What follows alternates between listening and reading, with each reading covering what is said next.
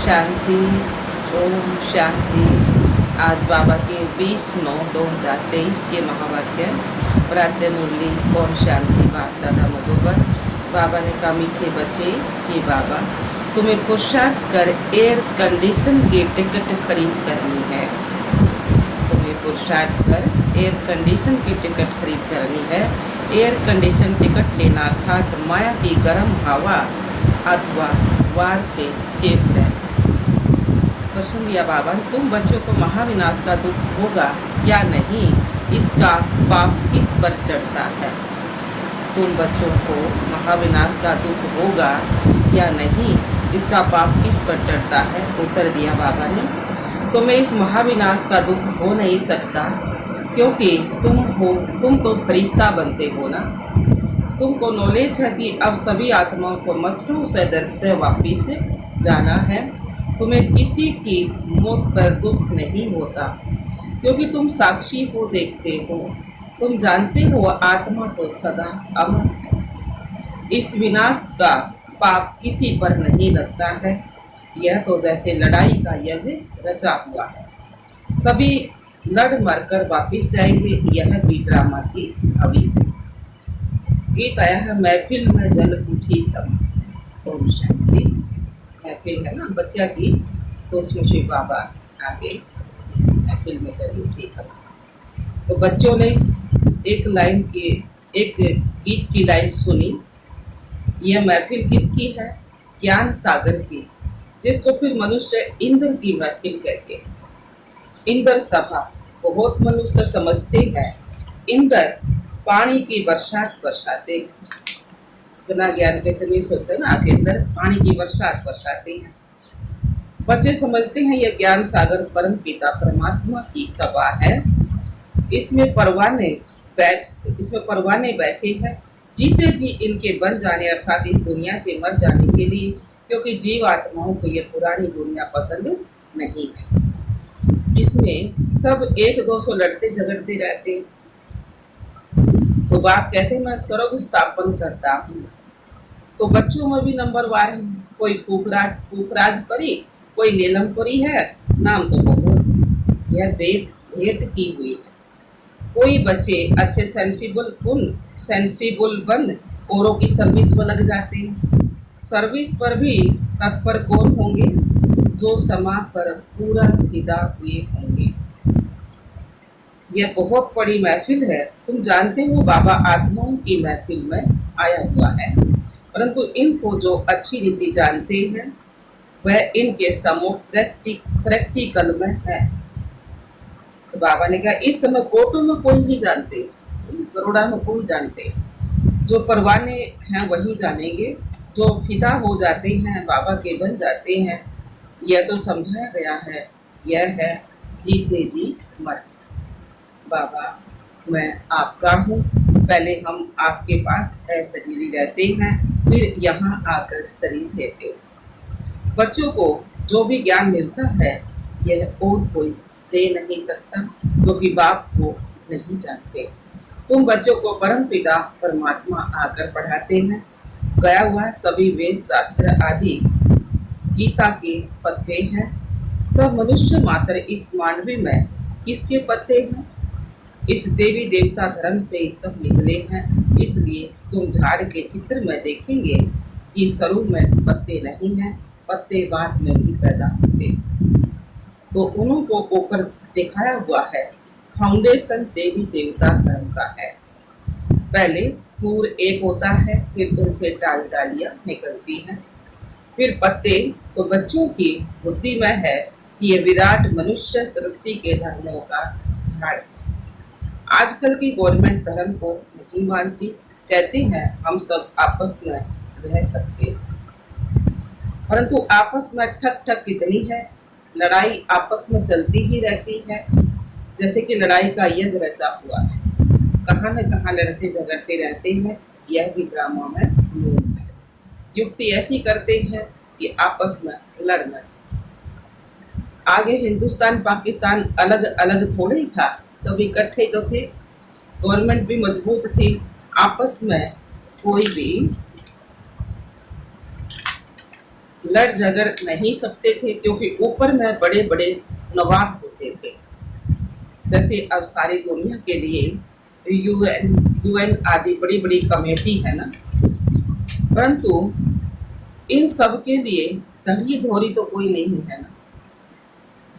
दो टुकड़े हो गए हैं, दुख वृद्धि को पाता ही रहता है, एक दो को मारती रहती है। ड्रामा में देखो कैसा राज है।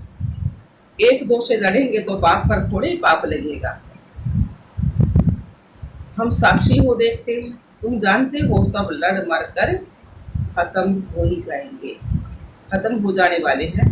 कोई बड़ा आदमी मर जाता है तो 8-10 रोज उसके लिए थोड़ा बहुत कार्यक्रम चलता है, हॉलीडे आदि करते हैं। तुम्हारे लिए तो कुछ भी नहीं है, जैसे कीड़े मकोड़े आप तो बड़े, हम के लिए तो छुट्टी भी करें। तो बाबा ने कहा तुम तो फरिश्ते बन रहे हो ना, तुमको विनाश का भी दुख नहीं होता। अब तो मच्छरों सदृश मरेंगे, फिर कौन किसको देखेंगे। यह राज तुम बच्चे ही जानते हो। नई दुनिया में रहने वाले तो बहुत फर्स्ट क्लास चाहिए। यहाँ कोई मरे तो तुमको थोड़े ही दुख होगा, तुम तो साक्षी हो देखते। इसने जाकर दूसरा जन्म, दूसरा शरीर लिया अपना पार्ट बुझाने के लिए। तुम्हारे में भी सब निश्चित ही नहीं है। गलत स्वभाव में रहते पाँव से चोटी तक अब खुशी का पारा चल रहा है। फिर कोई का कम, कोई का जास्ती, कोई को फिर पाई का भी नहीं चढ़ता। जैसे आटे में नमक, उनको फीका ही कहेंगे। मालूम पड़ता है कि किन्हों को नारायण नशा चढ़ता है, माता पिता की सर्विस करते हैं। ऐसे नहीं कि गरज त्योहार मेरा सर्विस नहीं कर सकते, वह तो और ही जास्ती सर्विस करेंगे, और ही जास्ती माँ बाप का नाम भी भला करते हैं। गरज व्यवहार में रहकर कमल फूल समान अचल अड़ोल बनकर फिर औरों को भी बनाते हैं। तो उन्हों की महिमा जास्ती है। तुम तो शुरुआत में निकल पड़े। वह भी ड्रामा भट्टी बननी थी, उसमें से भी कोई कच्ची ईंट निकली, कोई पक्की ईंट निकली, पक्की भी निकली। आईसीएस के इम्तिहान में सब थोड़े ही पास होते, क्योंकि गवर्नमेंट को बहुत पगार देना पड़ता है। यहाँ भी ऐसे है। बाबा ने कहा बड़ी ज्यादा देनी पड़ती है। मुख्य 8 पास होते हैं, फिर 108 की माला बनती है। पुरुषार्थ कर फिर उच्च पद पाना है। रिजर्व कराया जाता है ना, फर्स्ट क्लास एयर कंडीशन।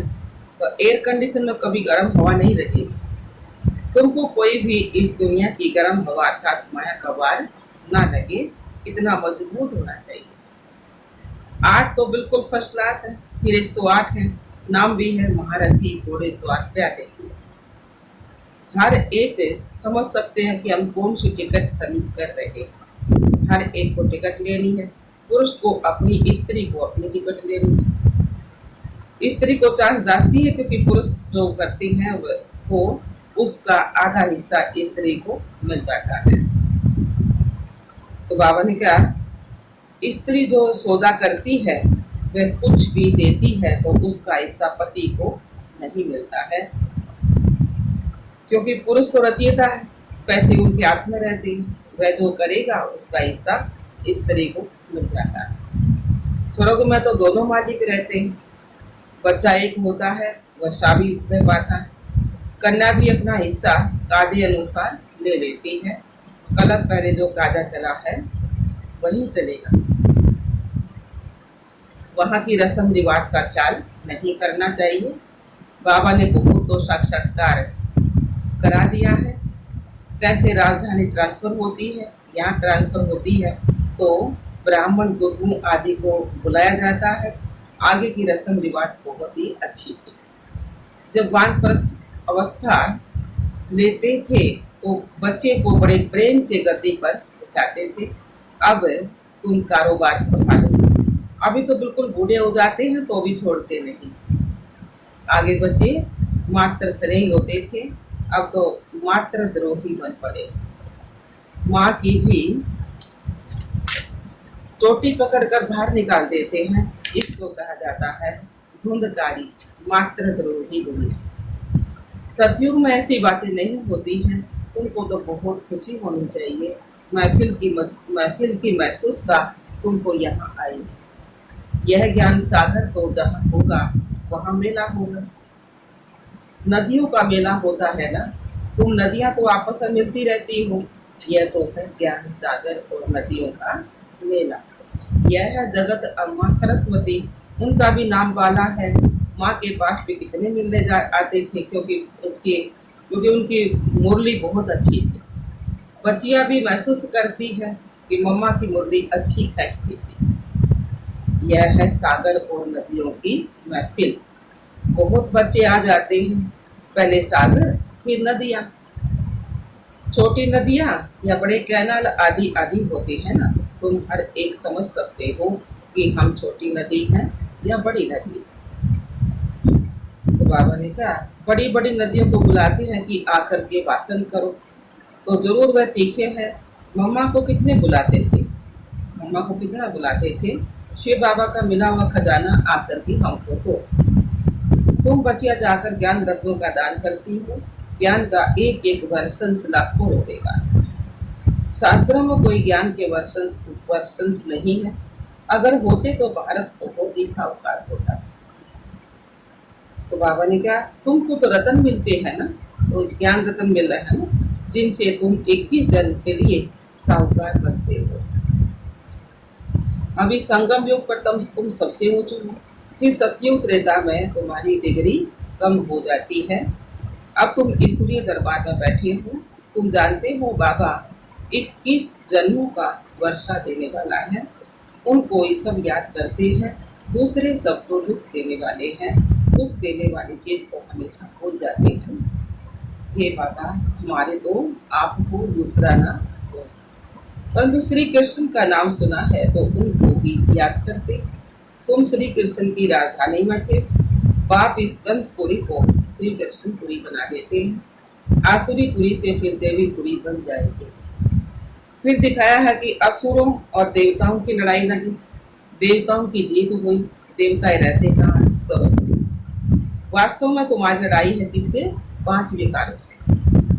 तो बाबा ने कहा अभी रामायण की बड़ी धूम लगेगी, क्योंकि दशहरा आता है ना, तो गवर्नमेंट भी मनाती है, रामलीला करते हैं, परंतु ये जानते नहीं कि रावण क्या चीज है। कई बच्चे कहते हैं निष्ठा में बिठाओ, तो वास्तव में याद तो चलते फिरते करना है, परंतु जो सारे दिन में याद नहीं करते उनको बिठाया जाता है कि यहाँ बैठने से कुछ न कुछ याद करें। बहुत हैं जो सेंटर्स में जब आते हैं तो याद में रहते हैं, घर गए तो खलास। याद करने की प्रैक्टिस नहीं है, बुद्धि और तरफ भटकती रहती है। बच्चों को समझाया गया कि आत्मा स्टार है, जिसको बिंदी भी कहते हैं। स्टार में तो ऐसे कोने होते हैं तो बिंदी में नहीं होते हैं। स्टार्स इसलिए कहते हैं क्योंकि भेंट की जाती है ना, लकी सितारे कहा जाता है।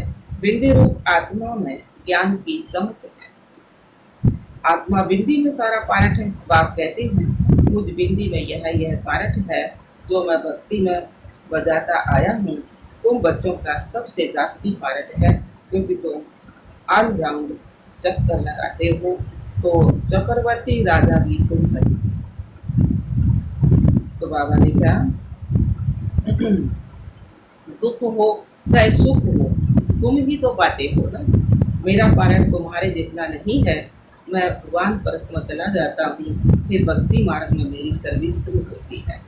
याद भी करते हैं ड्रामानुसार, जिस देवता की पूजा करते हैं साक्षात्कार फिर भी मैं कराता हूँ। साक्षात्कार फिर भी बाबा ही कराते हैं ना। यह ड्रामा में मेरा पार्ट है, वह समझते हैं हमको इससे साक्षात्कार होता है, इनसे साक्षात्कार होता है, इनमें भी भगवान है। फिर उनकी दूसरी सोच हो गया है ना, लेकिन भगवान है। समझते हैं गणेश से साक्षात्कार हुआ तो गणेश में भी परमात्मा है। इससे सर्वव्यापी का ज्ञान उठा दिया।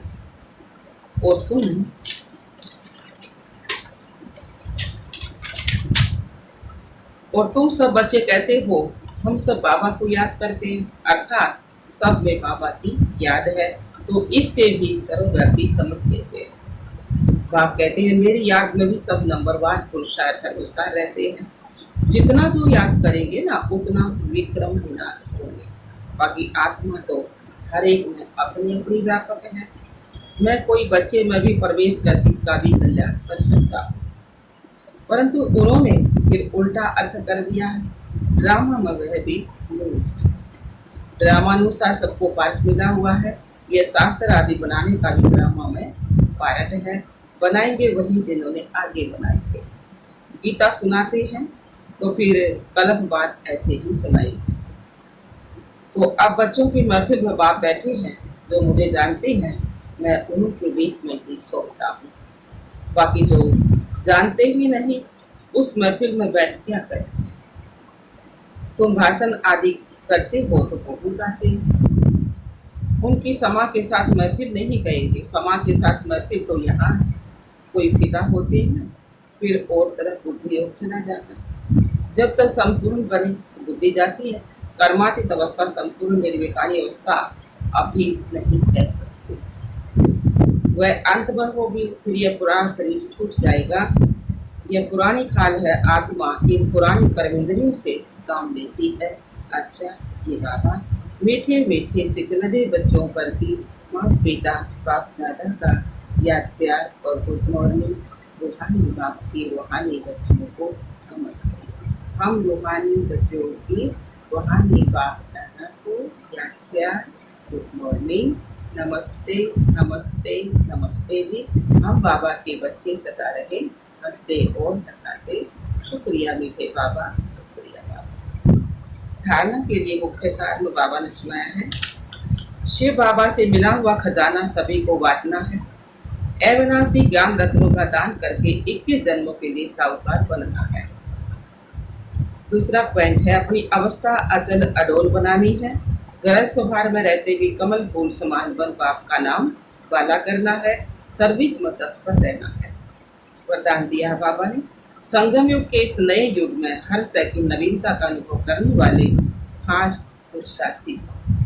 ये संगम युग का समय है ना। संगम युग इस नए युग में हर सेकंड नवीनता का अनुभव करने वाले खास पुरुषार्थी। साथ दिया बाबा ने। संगम युग पर सब कुछ नया हो जाता है। इसलिए इस नया युग भी इसलिए इसे नया युग भी कहते हैं। यहाँ उठना भी नया, बोलना भी नया, चलना भी नया। नया अर्थात अलौकिक। समृद्धि में भी नवीनता आ गई। बातें भी नई और मिलना भी नया, देखना भी नया। देखेंगे तो आत्मा को देखेंगे, शरीर को नहीं। भाई भाई की दृष्टि से संपर्क में आएंगे, दैहिक संबंध से नहीं। ऐसे हर सेकंड अपने में नवीनता का अनुभव करना। जो एक सेकंड पहले अवस्था थी वह दूसरे सेकंड नहीं है, उससे आगे हो। इसको ही फास्ट पुरुषार्थी कहा जाता है। बाबा ने कहा तो एक सेकंड पहले अवस्था थी और दूसरे सेकंड नहीं, उससे आगे हो। इसको ही फास्ट पुरुषार्थी कहा जाता है। स्लोगन दिया बाबा ने। परमात्म प्यार द्वारा जीवन में सदा अतीन्द्रिय सुख व आनंद की अनुभूति करना ही सहयोग है। परमात्म प्यार द्वारा जीवन में सदा अतीन्द्रिय सुख व आनंद की अनुभूति करना ही सहज योग है। ओम शांति वार्ता।